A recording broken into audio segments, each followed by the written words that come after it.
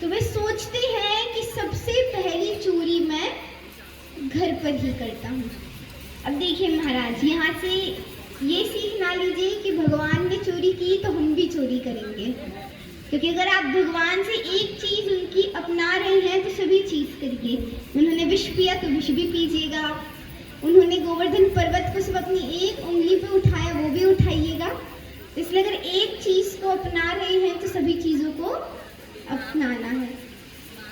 अब देखिए कि चोरी करने के लिए भी बहुत दिमाग चाहिए, क्योंकि देखिए जो चोर पकड़ा गया वो चोर ही कैसा। चोरी करने के लिए दिमाग तो बहुत चाहिए कि चोरी हम कर लें किसी को पता भी ना चले। भगवान सोचते हैं कि अब चोरी करूं तो करूं कैसे। भगवान दोपहर को जाते हैं। अब पहले जो माखन होते थे उनका भी कमरा होता था, तो एक कमरे के अंदर वे घुसे जहाँ पर माखन ही माखन थे। तो उन्होंने अपने हाथ में एक नवनीत उठाया। नवनीत यानी जो माखन को गोल गोल करके रखते हैं, बड़ा सा उन्होंने उठाया। जब वो गोला उठाया तो उनके सामने ही एक दर्पण था। तो वे सोचते हैं कि माता कितनी होशियार है। अब देखिए कि उन्हें ये पता नहीं कि दर्पण में हमारा ही चेहरा दिखता है। तो वे कहते हैं कि माता कितनी होशियार है। रखवाली के लिए उन्होंने बच्चे को रख दिया और मुझे बताया भी नहीं, और कितना काला करूटा बच्चा है ये। तो भगवान उसे समझाते हैं कि देख, तू बालक मैं भी बालक, तू मेरी चोरी माता से मत कहियो, तू मेरी नहीं कहेगा मैं तुझे माखन दूंगा। माखन के लिए वो अपना हाथ ऐसे आगे करते हैं। आगे किया तो वो जो शीशा था, दर्पण था, उसमें भी हाथ। तो भगवान कहे कि भाई तू तो मुझसे भी बड़ा चोर निकला। माता ने तुम्हें रखवाली के लिए रखा और तू चोरी कर रहा है। तो कहते हैं कि चिंता मत करो, तुम मेरी चोरी मत बताइयो, मैं तेरी चोरी नहीं बताऊंगा। अब ये सब माता दरवाजे के पीछे खड़ी होकर देख रही हैं। जैसे भगवान भोग लगाने गए तभी माता कमरे में आई। माता आई तो जल्दी से हाथ पीछे किया और पूछा कि माता क्या हुआ। माता कहती हैं मैं कब से कन्हैया कन्हैया बुला रही थी, कहाँ था तू। तो कहते हैं कि माता तुम कितनी मेहनत करती हो, इतनी मेहनत करके तुम ये सब माखन बनाती हो, तो मैं बस इसकी रखवाली करने के लिए आया था। अब हाथ उनका गलती से आगे आया। तो माता कहे कि रखवाली के लिए आए, हाथ में माखन कैसे। तो कहे कि माता, अब उन्हें लगा कि क्या पता माता ने मेरी वो सारी बातें उस बच्चे के साथ सुन ली हो। कहे माता मैं यहाँ आया, मैंने देखा कि एक बच्चा यहाँ पर चोरी कर रहा है, पर माता चिंता मत कर, मैंने उस चोर को पकड़ लिया। वे ले जाते हैं शीशे के सामने और कहते हैं देख माता ये चोर है, इसने ये चोरी करी है। मैंने इसे कहा कि तू चोरी मत कर, मेरी माता बहुत अच्छी, अगर तू मांगेगा तो माता तुम्हें दे देगी, पर माता ये कारो करूँ तो छोड़ो तो कहीं समझे ही को नहीं, कुछ समझा ही नहीं। अब माता ये सब देखकर मुस्कुरा रही हैं। माता कहती हैं कि बेटा ये जो कारा करूटा छोरा है वो तू ही है। वो कहे कि मैं कैसे। तो माता उन्हें लेती है और अपने गोद में बिठाती है और कहती है कि तुमने मेरा जो चेहरा देखा है, तो देखा इसके अंदर भी एक माता ने अपने पुत्र को गोद में बैठाया, तो यह एक दर्पण है। तो भगवान का पहला प्रयास आज सफल हुआ। उन्होंने चोरी तो करी पर उसको भोग नहीं लगा पाए। अब कुछ समय बाद वहां पर ऋषि गर्ग आते हैं। ऋषि गर्ग आते हैं तो वे कहते हैं कि मुझे भोजन करना है, पर मैं अपना भोजन खुद ही बनाऊंगा। अब देखिए ये कथा इतनी अच्छी चल रही थी कि आंटी ने बीच में 10 सेकंड की झपकी भी ले ली। एक बार जोरदार तालियां उनके लिए कि इतनी अच्छी वो कथा इतने ध्यान से सुन रही है कि हंसी आ गई। तो ऋषि गर्ग की कथा आती है। वे कहते हैं कि मैं मेरा भोजन खुद ही बनाऊंगा। तो वे क्या बनाते हैं? खीर बनाते हैं। खीर बनाते हैं, वहां मंदिर था, मंदिर के अंदर खीर रखते हैं और कहते हैं, हे परमपिता आरोगो, भगवान आरोगो। अब देखिए, वो हमारी तरह नहीं करते। हम भी भोजन बनाते हैं, भगवान को चढ़ाते हैं, हम क्या करते हैं? पर्दा बंद, 1 सेकंड में खोला, फिर से घंटी बजाई और 2 सेकंड में भगवान उठकर आए कि हम वो थाली ले ले। तो देखिए, फॉर्मेलिटी के लिए हमें भोजन, उन्हें भोग नहीं लगाना है। अगर भोग लगा रहे हैं तो कम से कम 10 मिनट तो रहने दीजिए। तब से वो थाली रख के ऐसे नहीं करना है। थाली रखनी है, 10 मिनट तक रहने देना है। गर्ग ऋषि ने क्या किया कि उन्होंने थाली रखी तो घंटी बजाई।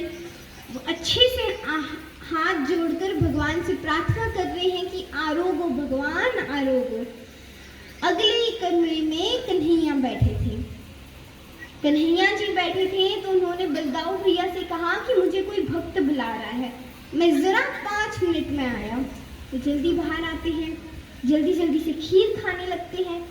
अब जैसे उन्होंने नेत्र खोले कि खीर पूरी, वो बड़े क्रोधित हुए। क्रोध से कहा कि अरे यशोदा, तुम्हारा पुत्र देखो, इतनी मेहनत से मैंने खीर बनाई और तुम्हारा पुत्र वह खीर। तो वे क्षमा मांगती हैं और कहती हैं कि महाराज, ऐसी गलती फिर नहीं होगी, आप फिर से खीर बनाइए। फिर से गर्ग ऋषि खीर बनाते हैं, फिर से थाली रखते हैं और कहते हैं, हे परमपिता जगदीश आरोगो भगवान आरोगो। फिर से कन्हैया आते हैं, भोजन को खा लेते हैं। अब यहाँ पर गर्ग ऋषि बड़े क्रोधित हुए तो माता यशोदा कन्हैया को पकड़ के उन्होंने एक रूम में उन्हें बंद कर दिया। फिर से उन्होंने खीर बनाई, फिर से खीर बनाई तो फिर से रखी और कहा, आरोगो भगवान आरोगो। कहा तो अब भगवान कहे कि मेरा भक्त पुकार रहा है, कैसे जाऊं?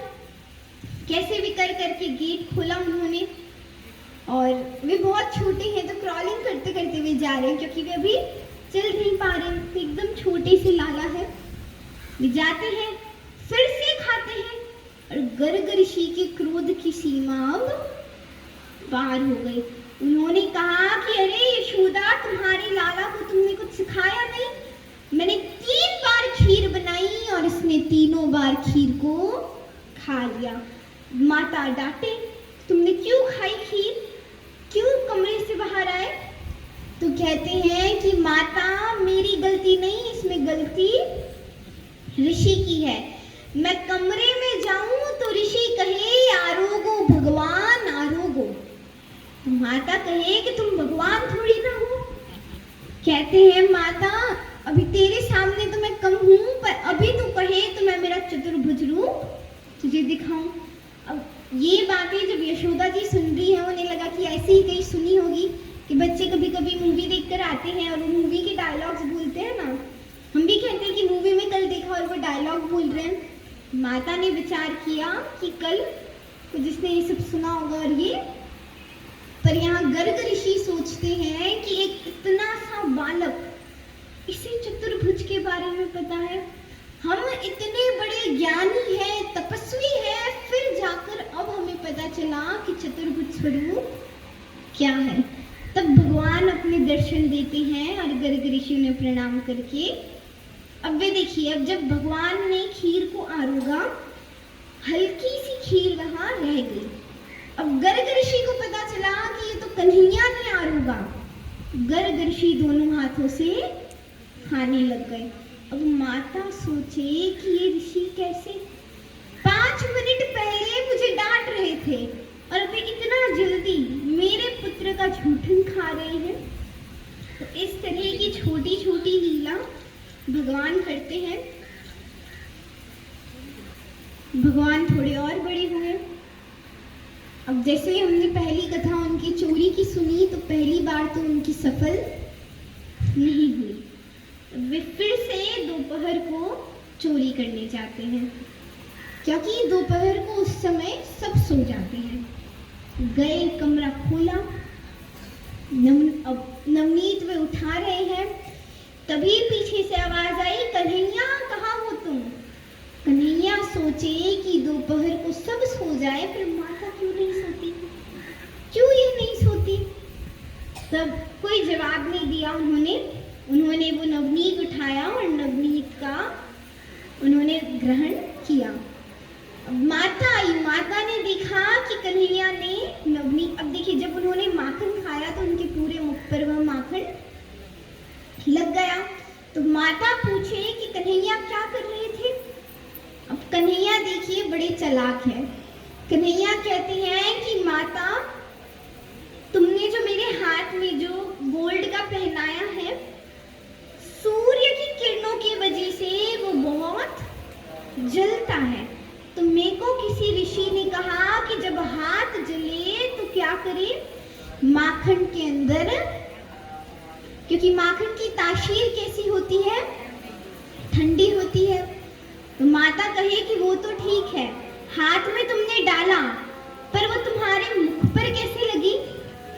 तो कहे कि माता ये तो जलन है, मैंने हाथ से जलन हटी तो हाथ से हटते हटते मेरे मुख पर आ गई। मुख पर आई तो मैंने जल्दी से माखन यहाँ भी लगाया, मुख से वो जल्दी से उधर में गई तो मैंने फटाफट माखन का एक गोला खाया। तो अब देखिए कि यहाँ पे भगवान पकड़े तो नहीं गए, माता आई पर वे पकड़े नहीं गए। तो उनकी पहली चोरी, अब उन्हें कॉन्फिडेंस है कि मैं बाहर, घर के बाहर जाकर चोरी कर सकता हूँ। वे अब धीरे धीरे और बड़े हो रहे हैं, राक्षस आते हैं, सभी का वध करते हैं। तो अब उनकी एक लीला आती है कि उन्होंने एक बार माता के साथ बैठे थे और माता से कहे, अब देखिए कि वहां पे सब ग्वाल बाल, सब गोपियां बैठी, मोर मोरनियां नृत्य कर रहे थे। कन्हैया जी जाते हैं, वो भी नृत्य करते हैं। माता कहे कि कन्हैया इतना सुंदर नृत्य तुमने कहाँ से सीखा? कन्हैया कहे, माता मैं तेरे सामने नाचूं, बाकी को तो मैं नचाऊं। माता कहे इतना छोटा पर बातें कैसी कैसी कहता है। अब बैठे तो उन्हें पता है कि मोर कौन है, पर उन्हें ये नहीं पता कि मोरनी कौन है। पूछते हैं, माता ये कौन है? माता कहे ये मोरनी है, मोर की बहू है। तो भगवान कहे कि अगर मोर के पास उसकी बहू है तो मेरे पास क्यों नहीं, मेरी बहू कौन है? अब माता सोचे कि ये तो बड़ा छोटा है, इसे क्या समझाऊं? तो माता कहती है कि अरे वो लड़की तेरे साथ खेले ना, क्या नाम है उसका, क्या नाम है? हाँ वो राधा है ना, राधा तेरी बहू है। तो वो कहे कि मोर के साथ तो मोरनी है, तो कन्हैया के साथ राधा नहीं है। तो वे कहते हैं कि मेरा भी विवाह कराइए, मेरे को भी राधा के साथ रहना है। तो बताइए कौन सा भजन आएगा यहाँ पर? देखिए कुछ भजन बहुत पुराने होते हैं, पर जब भी हम उन्हें सुने, जब भी गाएं, नए जैसा ही महसूस होता है। तो आइए, अब देखिए जिस तरह मोर मोरनियां नृत्य कर रहे थे, तो वैसे तो नृत्य हम नहीं कर सकते, और कोशिश कर सकते हैं जो भी आगे है अपने अपने स्थानों पे। सभी मोर भी